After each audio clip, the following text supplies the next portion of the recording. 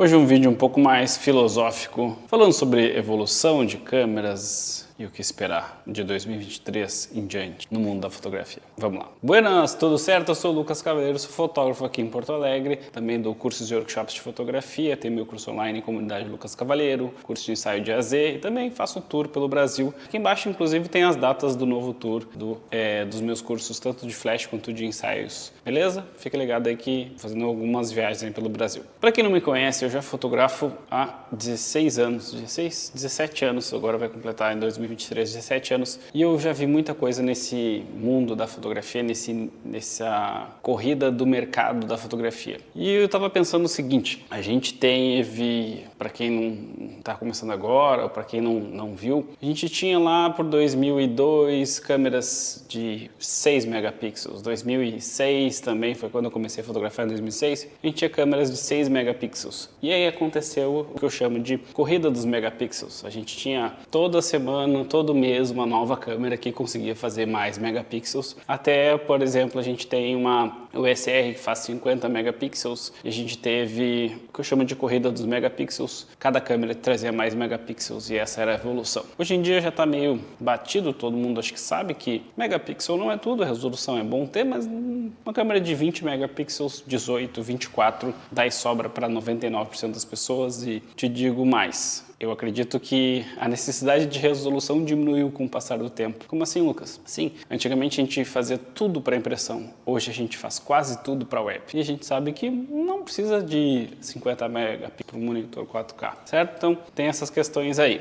Depois a gente passou por uma corrida do ISO. E essa corrida do ISO acabou não faz muito tempo. Cada câmera que saía nova tinha um ISO mais limpo, um ISO mais alto e um ISO mais limpo. Até a gente chegou a ter câmeras de ISO 1 milhão. E hoje a gente já tem um determinado padrão aí de câmeras que conseguem fazer o Dual ISO, um ISO 12.800 limpo, como é o caso da Sony A7S III, por exemplo. Câmeras que conseguem fazer um ISO 25.600 usável. Hoje a gente tem esse padrão das novas câmeras do mercado, que é o padrão de um ISO relativamente alto, ISO 6400, por exemplo, que dá para usar sem grandes preocupações. Isso é uma movimentação que o mercado fez e claro que a gente vai ter evoluções tecnológicas, mas a corrida do ISO eu acredito que já acabou. E a gente entrou depois, e eu acho que é essa corrida atual, que também já está se esgotando, que é a corrida do vídeo, a corrida do quem faz a maior resolução em vídeo. E a gente tinha câmeras que começaram a fazer 4K, depois câmeras fazendo 6K e agora a gente tem câmeras fazendo 8K. É claro que a gente tem, quanto maior a resolução do vídeo, maior o bitrate, a gente tem mais dados para processar, mais dados para ter no vídeo mais detalhamento, e isso impacta mesmo que tu vá publicar um vídeo em 4K, filmar ele em 8K é melhor, ou ter capacidade de fazer em 8K, a maioria das câmeras hoje fazem, o sensor capta 6K, mas na verdade ele entrega um arquivo em 4K com mais nitidez, tá? A gente chama de downsampling esse processo aí. Mas a discussão aqui é que quantas pessoas têm uma TV 4K? Quantas pessoas consomem conteúdo em 4K nos seus celulares, por exemplo? Não tem 4K no celular, pelo menos hoje, e talvez nunca exista essa necessidade, porque a gente olha o dispositivo tão de perto que a gente nem nota tanta resolução assim. Então a gente vai ter agora, eu acredito, a indústria vai meio que sossegar no 8K, ou seja, não precisa mais do que 8K. E aí por quê? Vamos pegar um exemplo. Daí a Sony lança uma câmera com 16K, aí a Canon vai lançar uma câmera com 24K, sei lá. Estou chutando números, não faço a menor ideia se isso vai existir ou não. Mas o fato é que 8K já é suficiente para 99% das coisas, tanto é que a gente tem, por exemplo, a R5, que é uma câmera já velha, uma câmera já lançada há bastante tempo, mas que o 8K dela garante ela uma boa câmera para vídeo para o futuro, por exemplo. Então, essa corrida já cessou. Agora a gente está vivendo, eu imagino, a corrida do alcance dinâmico, que é a capacidade de representar pontos claros e pontos escuros na mesma cena. Então, minha cena aqui, por exemplo, tem uma latitude de exposição que tem um ponto brilhante aqui, um ponto brilhante aqui, um ponto brilhante aqui, e aí a gente tem pontos de sombra aqui, aqui, aqui, e a câmera precisa ser capaz de representar esses pontos claros e pontos escuros na mesma cena. A cena tem uma latitude de diferença de pontos de exposição, a câmera tem um alcance dinâmico dinâmico de representar essa diferença corretamente. Então, essa corrida eu acredito que esteja acontecendo agora, mas muitas marcas ainda não estão dando tanta bola assim, eu acredito, mas para mim isso é uma das coisas que são bem importantes. Assim como a corrida, nem tão corrida assim, de fotos por segundo ou de uma câmera mais rápida, também está rolando agora. A gente tem câmeras como a ZV-10 fazendo 11 fotos por segundo, a gente tem câmeras como a R50, que é uma câmera de entrada, uma câmera para iniciantes, uma câmera para hobby, que faz uma metralhadora de fotos mais do que a gente tinha no passado com câmeras bem profissionais como uma 7D que se usava para esporte, por exemplo. Então, cada vez câmeras mais rápidas, cada vez câmeras melhores, e eu digo para vocês, sem sombra de dúvidas, esse aqui é um dos pontos chaves do vídeo. Câmeras fotográficas praticamente não evoluíram. Se vocês pegarem um arquivo de 2006 em 6 megapixels e olharem um arquivo de hoje de uma câmera recente de 40 megapixels, de uma casa da VSR 30 megapixels, a gente vai ter mais textura, vai ter um tom de pele mais bem trabalhado, uma transição de tons na pele melhor, a gente vai ter um sensor com mais alcance dinâmico,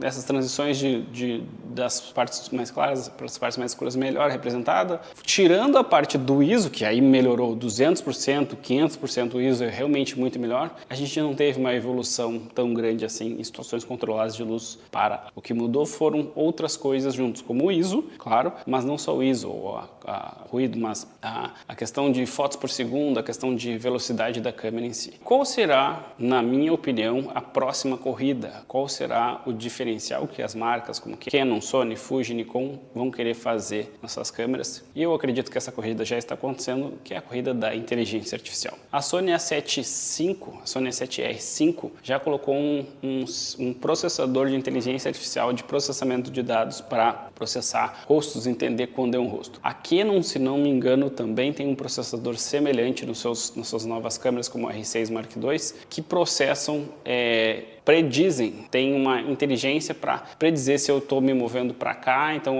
o foco vai me acompanhar para cá. Se eu estou caminhando para cá, a tendência é que eu me mova para cá, então o algoritmo consegue fazer uma pesquisa nesse lugar, em vez de pesquisar nessa área aqui, por exemplo. Então, essas inteligências, elas vão melhorando a capacidade de foco das câmeras, e hoje eu acredito que a R3 e a 6D Mark e a R6 Mark II, desculpa, eu devo ter falado 6D Mark II, mas enfim, a R6 Mark II e a R3, que são as câmeras mais novas da Canon, e a R5, a USR, a Sony A7R5, tem hoje o estado da arte dos sistemas de foco e, na minha humilde opinião, não precisa mais do que isso. O sistema de foco acerta 99% das vezes, é suficiente para tudo, então não tem mais para onde evoluir aí, certo? Então, eu acredito que o que vai melhorar, o que vai ser a corrida a partir de hoje é a evolução da inteligência artificial para, beleza, estou fotografando uma pessoa aqui, tem um fundo claro, então vamos fazer uma exposição diferente para esse lado aqui, vamos fazer uma exposição diferente para a camiseta, vamos garantir que as cores da camiseta sejam mais realistas, sejam mais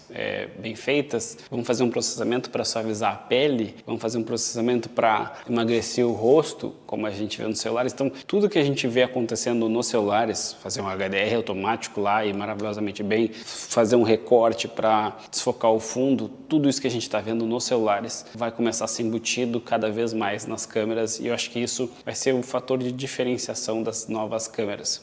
Por exemplo, será que a gente pode ter uma inteligência artificial ou um algoritmo que aumenta a resolução por um processo de interpolação, por exemplo, que aumenta a nitidez, que melhora a questão da resolução do vídeo de uma maneira que não seja perceptível? Será que a gente vai ter essa capacidade? Será que a gente vai ter a capacidade de processar dados em tempo real na nuvem, mandando por 5G esses arquivos e trazendo um arquivo editado já e processado e com áudio mais limpo? Aliás, os algoritmos de áudio agora, de processamento de áudio, também de inteligência artificial de áudio, está melhorando bastante. Será que a gente não vai ter isso embutido dentro das câmeras para processar esse áudio, inclusive o áudio direto da câmera, sem precisar de um microfone externo? Essas são as coisas que eu acredito que vão acontecer nos próximos anos, e digo para vocês, depois de falar de um monte de coisa de câmeras, de tecnologia, que se tu tem uma T2i, se tu tem uma Sony A6100, se tu tem uma Nikon D3100, o que conta mesmo para trabalhar com o teu cliente, o que conta mesmo de resultado é a tua capacidade de iluminação, a tua capacidade de direção, a tua capacidade de edição, a tua capacidade de criar cenas que se conectem com esse cliente, criar cenas que tu vai transformar esse cliente, por exemplo, por um nicho de ensaios, fazer esse cliente se gostar na foto. E isso a gente consegue fazer com o celular, a gente consegue fazer com uma câmera profissional de 20 mil reais. O fato é que isso nunca vai mudar. Essa capacidade que o fotógrafo tem, que a fotógrafa tem, de criar uma cena que o cliente se encante. Isso vale para casamento, isso vale para ensaio família, isso vale para foto de produto, que vou fotografar um prato, uma comida. Aliás, a inteligência artificial pode entrar aí nesse caso de identificar que é uma comida, fazer um processamento das texturas, das cores e tudo mais. Tem um celular da Samsung, que se eu não me engano, que tem zoom de 100x, que ele detecta que tu está fotografando a lua, ele entende que é a lua e faz um processamento especial na lua para deixar a lua mais nítida, mais textura. É um if lá dentro da programação de se for a lua, faz isso. Se for um prato de comida, faz isso. Se for um rosto de uma pessoa, faz isso. Essa inteligência cada vez mais vai entrar para facilitar a vida de quem trabalha, de quem usa, produz conteúdo, produz imagem, mas nunca vai deixar de existir, nunca vai deixar de ser valorizada a capacidade de criar uma cena diferente, uma cena criativa, criar algo que encante o cliente. Isso independe da ferramenta em si, depende mais do nosso conhecimento, por isso que eu acredito que a fotografia nunca vai deixar de existir, o vídeo nunca vai deixar de ser produzido da forma como a gente vê hoje, na minha opinião. As inteligências artificiais estão criando imagem, estão criando música, estão criando muita coisa, mas precisa que uma cabeça pensante passe as instruções, e aí sim, essa cabeça pensante precisa ser uma cabeça com capacidade criativa, com um senso estético, com referências, e isso tudo faz parte do profissional da fotografia. Essa é a grande diferença, na minha opinião, do profissional da fotografia e de alguém que simplesmente compra uma câmera e começa a usar. Não tem essa referência, não tem esse conhecimento de estética, de criação de uma imagem que tenha contexto, que tenha impacto visual, certo? Já falei isso em outros vídeos e repito aqui pra gente encerrar. Cada vez mais, a parte técnica vai ficar mais fácil, o que vai contar realmente diferente, vai fazer realmente a diferença, a capacidade de criar uma cena que ninguém tem essa capacidade. Beleza? Sou o Lucas Cavaleiro, um grande abraço e até a próxima.